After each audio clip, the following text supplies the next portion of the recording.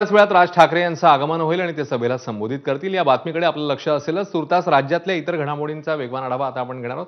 माझं गाव माझा जिल्ह्यामध्ये इस्लामपूरचं नामांतर ईश्वरपूर केल्याची विधानसभेत घोषणा। घोषणेबद्दल सदाभाऊ खोतांनी मानले मुख्यमंत्री उपमुख्यमंत्र्यांचे आभार। रायगडच्या छत्री निजामपूर ग्रामपंचायतीचं नाव बदललं। रायगडवाडी या नव्या नावाची ग्रामविकास मंत्र्यांनी केली घोषणा।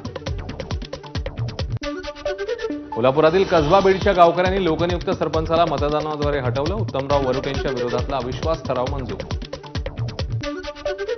कुसगावपासून मंत्रालयाच्या दिशेने निघालेल्या लॉंग मार्चचा आजचा दुसरा दिवस। ग्रामस्थ जनावरांसह महामार्गावर जेवायला बसल्यानं मोठ्या प्रमाणामध्ये वाहतूक कोंडी। जालन्यातल्या बदनापूर गावात कर्जमाफीच्या मागणीसाठी शेतकऱ्यांचा रास्ता रोको। कर्जमाफीवर अधिवेशनात कोणतीही चर्चा न झाल्यानं यापुढे तीव्र आंदोलन करणार असल्याचा शेतकऱ्यांचा इशारा।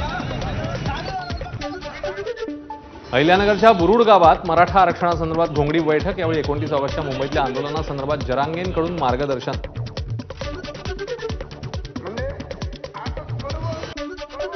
हिंगोलीच्या जिल्हाधिकारी कार्यालयासमोर आदिवासी विद्यार्थ्यांचं 3 दिवसांपासून साखळी उपोषण। आदिवासी प्रवर्गातील 12,520 रिक्त पदांची तात्काळ भरती करण्याचीही मागणी। नाशकातील आदिवासी विभागातील उपायुक्त संगीता चव्हाण यांचं निलंबन। मराठा समाजातील तरुणांना आदिवासी प्रमाणपत्र दिल्याचा होता आरोप। या होत्या वेगवान घडामोडी आणि आता आणखी काही बातमी।